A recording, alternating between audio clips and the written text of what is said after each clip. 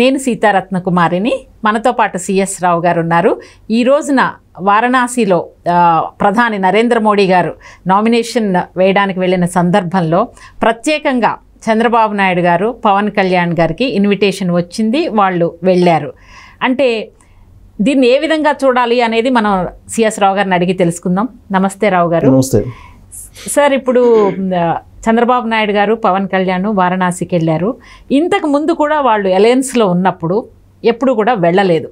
కానీ ఈసారి ఎందుకు వెళ్ళారు? దీని వెనకాల అంతరార్థం ఏంటి? అంటే దీన్ని ఏ విధంగా చూడొచ్చు? మోడీ గారి నామినేషన్కి వీళ్ళిద్దరు వెళ్ళడాన్ని ఏ విధంగా చూడొచ్చు, ముఖ్యంగా చంద్రబాబు నాయుడు గారిని? సో ఒకటి దీన్ని ఏంటంటే మనం కొన్ని కోణాల నుంచి కనుక చూస్తే, ఇంతకుముందు ఎప్పుడు కూడా వారణాసిలో నామినేషన్ వేసేటప్పుడు చంద్రబాబు నాయుడు పవన్ కళ్యాణ్ పిలిచినట్టు దాఖలాలు లేవు. ఈవెన్ 2014లో కూడా కూటమి ఉంది, అప్పుడు కూడా పిలవలేదు. సో కానీ ఈసారి వాళ్ళు పిలవడం, అది కూడా పోలింగ్ జరిగిన మరుసటి రోజు పిలవడం, వెరీ నెక్స్ట్ డే.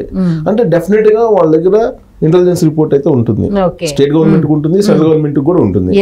ఆ రిపోర్ట్స్ డెఫినెట్ గా వాళ్ళు అప్డేట్ చేస్తుంటారు. ఎవ్రీ సీఎం గానీ పిఎం గానీ వాళ్ళు డెఫినెట్ గా ఎవ్రీ డే వాళ్ళు అప్డేట్ చేస్తుంటారు. దట్ ఇస్ వాళ్ళ డ్యూటీ, ఇంటెలిజెన్స్ డ్యూటీ. వీళ్ళు ఇక్కడ బలంగా ఉన్నారు, డెఫినెట్ గా బలంగా ఎంపీలు వచ్చే అవకాశం ఉంది అనుకుంటున్న స్థాయిలో అనేటువంటి యాంగిల్లో కొంచెం ఇంకా దగ్గరగా తీసుకోవాలి అనేది ప్రయత్నం ఒకటి. అంటే ఉత్తరాదిలో తగ్గుతుంది, ఇక్కడ సౌత్ లో పెరిగితే కనుక చంద్రబాబు నాయుడు గారు టీడీపీకి ఎక్కువ సీట్లు వస్తే బెనిఫిట్ ఉంటుందని అనుకోవచ్చా? అది ప్రధానమైన ఉద్దేశం అంటారా మోడీ గారికి? డెఫినెట్ గా. ఎందుకంటే నార్త్ లో జరిగినటువంటి పోలింగ్ సినారియో వాళ్ళు ఏదైతే అనుకున్నారో ఆ స్థాయిలో లేదు అనేది వాళ్ళకు ఉన్నటువంటి ఇన్ఫర్మేషన్ అని వాళ్ళు ఢిల్లీ వర్గాల్లో బాగా చర్చ నడుస్తుంది.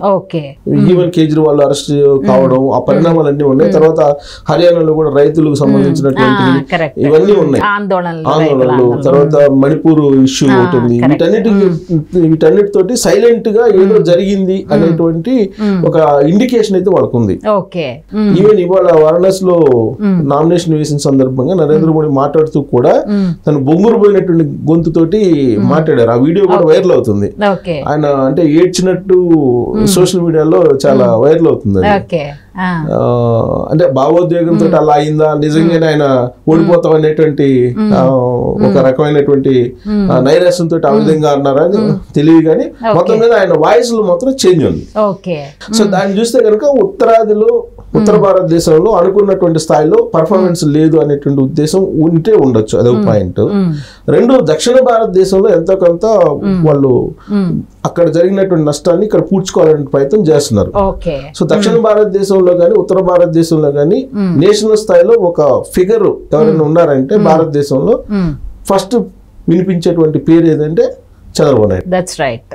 సో కాబట్టి చంద్రబాబు నాయుడిని అటు వారణాసిలో చూపిస్తే దాని కారణంగా పెరిగేటువంటి బెనిఫిట్ ఏంటంటే, మేము బలహీనంగా లేము, మేము దక్షిణ భారతదేశంలో కూడా మేము బలంగా ఉన్నాము, ఒక బలమైన నాయకుడిని అక్కడ చూపించడం ద్వారా మేము దక్షిణ భారతదేశంలో కూడా బలంగా ఉన్నాము. ఒకవేళ ఇక్కడ 10, 20, 30 తగ్గినా గానీ ఉత్తర భారతదేశంలో మేము గవర్నమెంట్ ఫామ్ చేయబోతున్నాము అనేటువంటి ఒక ఇండికేషన్, ఒక సంకేతం బలంగా ఇవ్వడానికి చేసినటువంటి ప్రయత్నంగా మనం తీసుకోవచ్చు. రెండోదాన్ని. మూడేంటంటే, రాబోయేటువంటి రోజుల్లో ఇన్ కేస్ ఎన్డీఏ ప్రభుత్వం ఫామ్ అయినప్పటికీ నరేంద్ర మోడీ ప్రధానమంత్రి అభ్యర్థిగా ఉంటారా ఉండరా అనేటువంటి ఒక చర్చ నడుస్తుంది. ఈవెన్ కేసీఆర్ కూడా ఇచ్చినటువంటి స్టేట్మెంట్ అదే. అక్కడేమో సంకీర్ణ ప్రభుత్వం రాబోతుంది, నరేంద్ర మోడీ ప్రధానమంత్రి అయ్యే అభ్యర్థిగా ఉండే అవకాశం ఉంది, లేకపోవచ్చు. దానికి బీజేపీ పార్లమెంటరీ నిబంధనలు ఉన్నాయి, రాజకీయ నిబంధనలు. సో కాబట్టి దాని ప్రకారం 75+ వాళ్ళకి అవకాశం లేదు. దాని క్రైటీరియాలోనే వెంకయ్య నాయుడు పక్కన పెట్టారు. కాబట్టి నరేంద్ర మోడీ మురళీ మనోహర్ జోషి గారిని, అద్వానీ గారిని, అందరినీ బీజేపీ పార్లమెంటరీ రూల్స్ లో వాళ్ళ నిబంధనలో మార్గదర్శకాలు ఉన్నటువంటి నిబంధన. సో కాబట్టి ఈసారి నరేంద్ర మోడీని ఒకవేళ ఎన్డీఏ వచ్చినా ఆయన్ని ప్రధానమంత్రి అభ్యర్థిగా ఉండే అవకాశం లేదనేది చర్చ నడుస్తుంది. దానికి ఆజ్యం పోసాడు కేసీఆర్. కేసీఆర్ లాంటి వాళ్ళు చాలా మంది, కేజ్రీవాల్ కూడా అదే అన్నారు. అంటే ఇప్పుడు ఫలిత అంటే సినారియోని బట్టి ఇప్పుడు 4 ఫేజ్ల ఎలక్షన్స్ అయిపోయినాయి, ఇంకా ఉన్నాయి. సో మిగతా ఫేజ్ల ఎలక్షన్ ఎలా ఉంటుందో తెలియదు. ఇప్పుడు జరిగినటువంటి 4 ఫేజ్ల ఎలక్షన్ బట్టి చూస్తే వాళ్ళు అనుకున్నటువంటి 400+ లేదంటే 370+ అలా కనిపించట్లేదు. అలా కనిపిస్తే అప్పుడు మోడీ వన్ సైడ్ ఉంటుంది. మొన్న మోడీ ఏది జరిగితే అది ఏది చెప్తే అది జరిగే అవకాశాలు ఉన్నాయి. కానీ ఇప్పుడు సిచ్యువేషన్ అలా లేదు. సో అలాంటి సమయంలో జాతీయ స్థాయిలో అందరినీ కూడగట్టి ఒక లీడర్ కి ప్రధానమంత్రికి చెయ్యాలంటే కనుక చంద్రబాబు నాయుడు లాంటి వాళ్ళ సహకారం అలాంటి అవసరం. అయితే దీన్ని చంద్రబాబు నాయుడు గారు ఏ విధంగా చూస్తారు అంటే ఇప్పుడు ఆయన్ని ప్రత్యేకంగా పిలిచి పవన్ కళ్యాణ్ గారిని కానీ ఆయన చంద్రబాబు నాయుడు గారు ఈ ఇన్విటేషన్ని ఏ విధంగా చూస్తారు?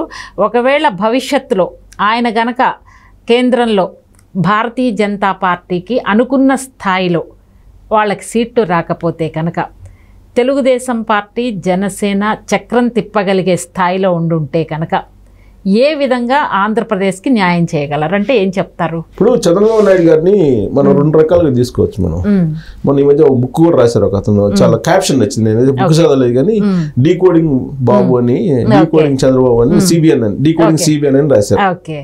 సో నేను అనుకోవటం మన చంద్రబాబు నాయుడు రాజమండ్రి సెంట్రల్ జైలుకి వెళ్ళిన తర్వాత వెళ్ళక ముందు 2 రకాలుగా తీసుకోవచ్చు అనుకుంటున్నాను. వెళ్ళిన తర్వాత 2 రకాలుగా తీసుకోవచ్చు అని నేను అనుకుంటున్నా. ఆయనతోటి నాకున్న కొంత పరిచయాలు, ఆయన మనసు తెలిసినటువంటి, ఆయన ఆలోచనలు తెలిసినట్టు, మనసు కాదు కానీ ఆలోచనలు తెలిసినటువంటి. మనసు భువనేశ్వరి గారికి తెలుస్తుంది, నాకు తెలియదు కానీ ఆలోచనలు మాత్రం కొంత గ్రహించగలం. అన్ని ఆలోచనలు కాబట్టి కొంతవరకు కేవలం ప్రయారిటీ రాష్ట్ర ప్రయోజనాలకు ఇస్తారని నేను అనుకుంటున్నా.